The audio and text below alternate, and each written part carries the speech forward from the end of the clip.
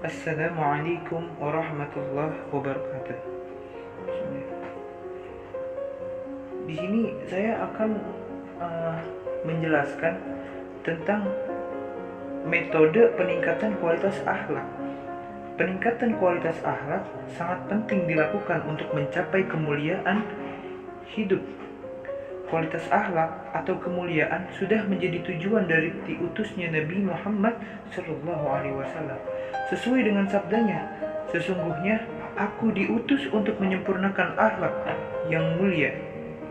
Bahwa Rasulullah SAW sendiri merupakan figur ideal dan contoh kepribadian utama yang harus diteladani. Allah Subhanahu wa taala menegaskan hal ini dalam surat Al-Ahzab ayat 21 yang bunyinya kayak gini nih. A'udzu billahi minasyaitonir rajim. Bismillahirrahmanirrahim. Laqad kana lakum fi rasulillahi uswatun hasanatun liman kana yarjullaha wal yawmal akhir wa dzakarallaha katsiran. Nih, yang artinya itu begini.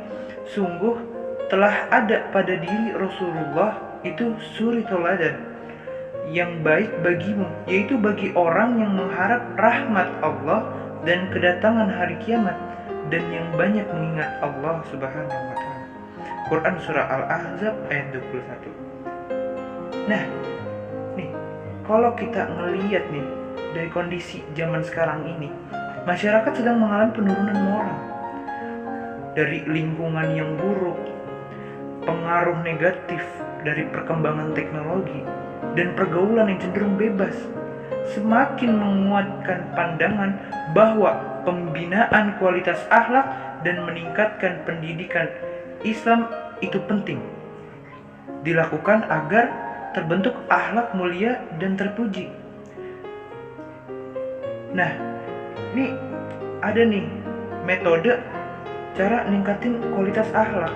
Salah satunya ini melalui perumpamaan atau tamsil.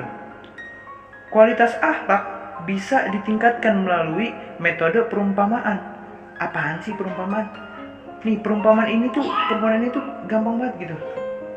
Allah ngejelasin perumpamaan ini dari firman-Nya. Tujuannya untuk apa? Tujuannya adalah agar menjadikan perumpamaan itu sebagai pedoman dalam melaksanakan tugas-tugas kemanusiaan. Allah Subhanahu wa taala nih yang ngomong sendiri, yang berfirman sendiri nih dalam surah Al-Baqarah ayat 26. Bunyi gini. A'udzu billahi minasyaitonir rajim. Bismillahirrahmanirrahim. Innallaha la yastahi an yadriba mathalan ma ba'udatan fama fawqaha فأما الذين آمنوا فيعلمون أنه الحق من ربهم وأما الذين كفروا فيقولون ماذا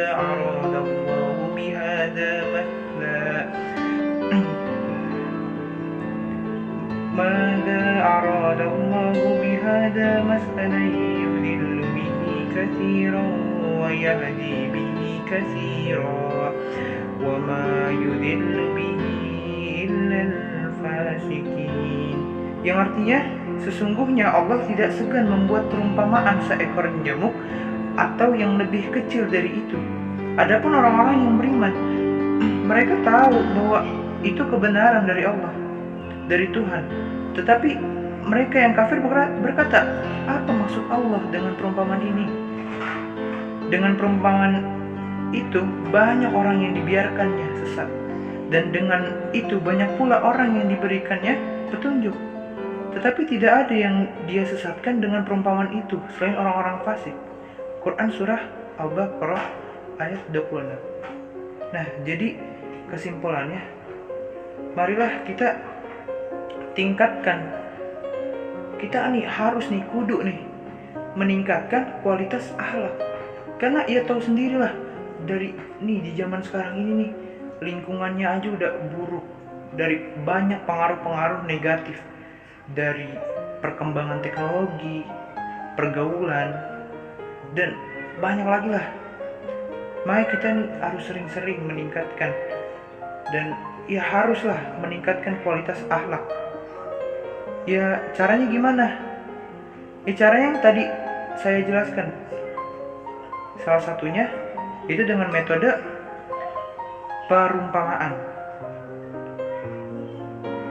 Yang tadi Allah memberikan dalam Quran surah Al-Baqarah ayat 26 dengan perumpamaan seekor nyamuk atau yang lebih kecil.